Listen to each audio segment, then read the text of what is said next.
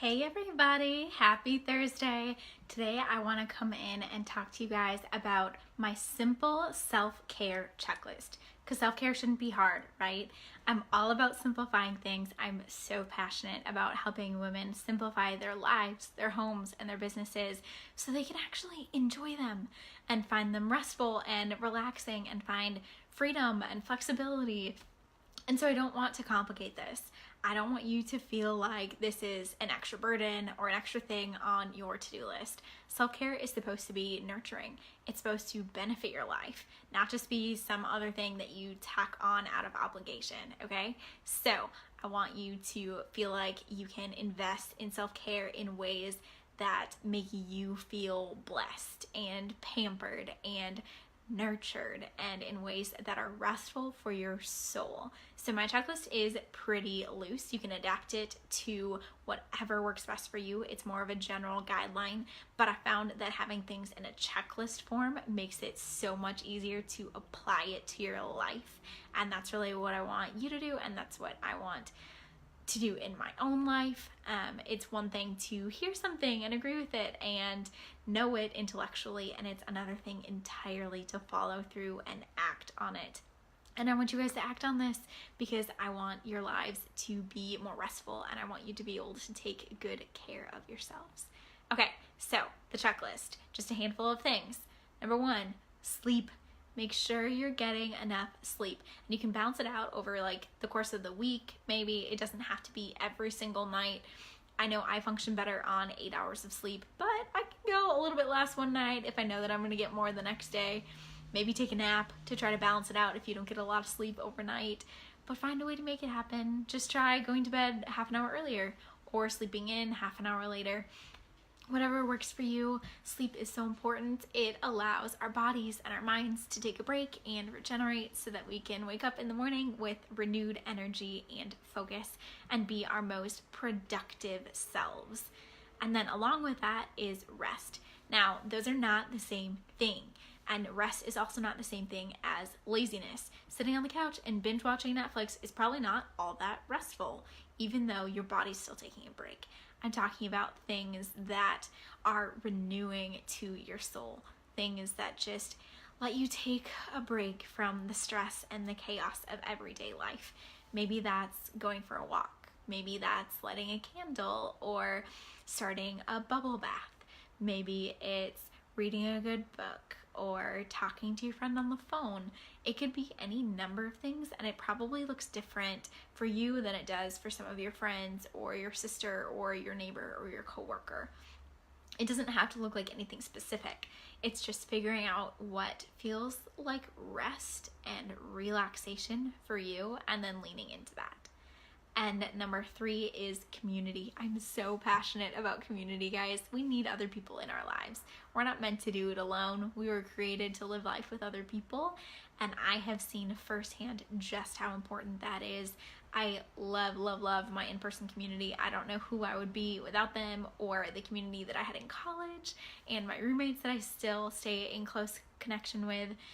And I love online community too. It's so amazing. It just adds that extra accountability and support. You can find groups for literally any interest, any demographic group, any hobby, anything at all. But it's a lot of fun to just connect with other people, to hear their stories and learn from their experiences, to share advice and have your questions answered and all of that kind of stuff. Plus, it gives you people to do things with, which is always fun, right? Things are better when we do them together. I did not mean to make that rhyme, but it did. Anyway, community is so, so big.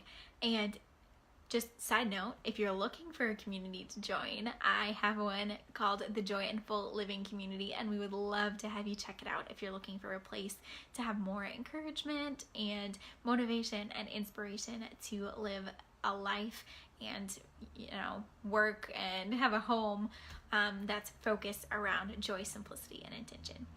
All right, back to the checklist.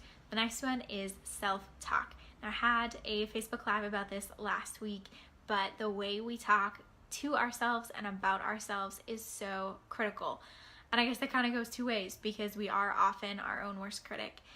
But it is so important that we engage in positive and healthy self-talk, because there are ways that we can coach ourselves through difficult situations by being kind to ourselves. It doesn't mean that we're ignoring the reality of what's going on or babying ourselves or anything like that. It just means that we're being kind and we're talking to ourselves like we would talk to a friend. We're not belittling ourselves or calling ourselves names or making the situation worse by being a negative Nelly.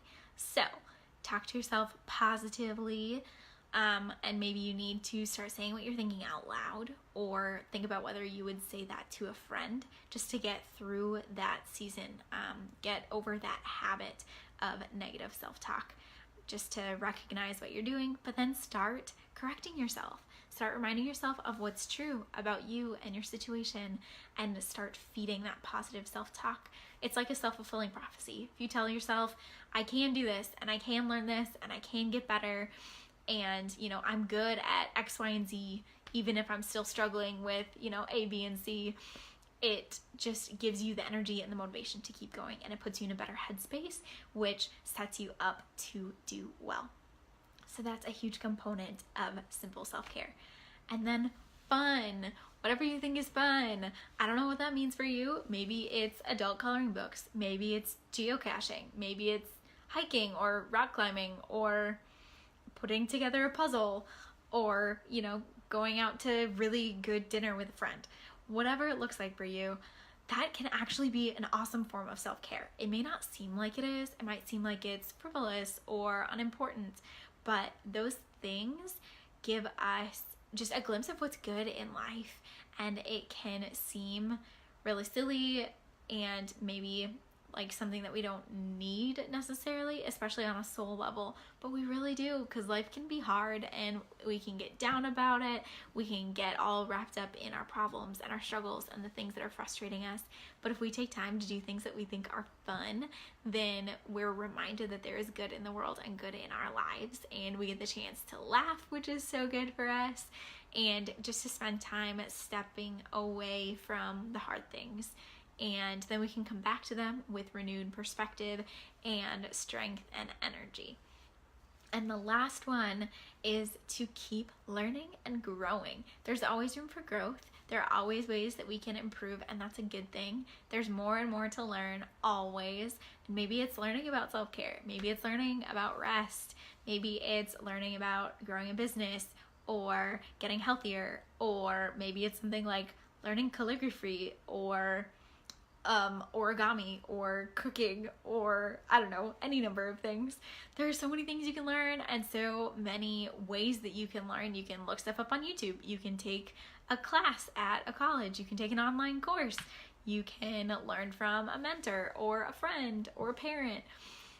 But just to keep challenging yourself to learn new things and to grow, so that you're constantly becoming the best version of yourself. And it's a lot of fun to learn new things, and you can always pass on your knowledge and expertise to other people as well, which builds in the community component. So it's like a 2-for-1.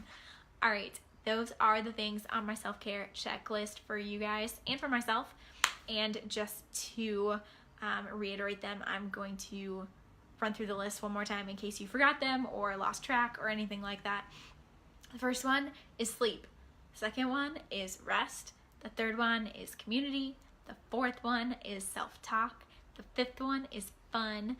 And the sixth and final one is learning and growing.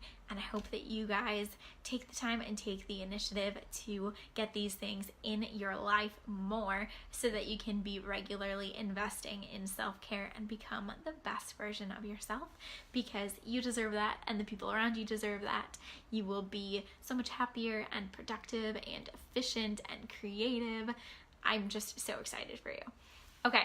That's all I have for today. Again, if you guys are looking for a community, if you want any more encouragement or advice or motivation to live and work with more joy, simplicity, and intention, to have that kind of freedom and flexibility that you're craving and dreaming about, I would love to have you check out the Joy and Full Living community. I will put a link in the description. And if you want to talk to me, I would love to talk to you. I coach people through their mindset and their goal setting and figuring out how to get from where they are to where they want to be so they can have the life and the home and the business of their dreams. Because you don't have to just dream about it. It can be a reality, and I love making that happen, and I would love to talk to you if you're interested.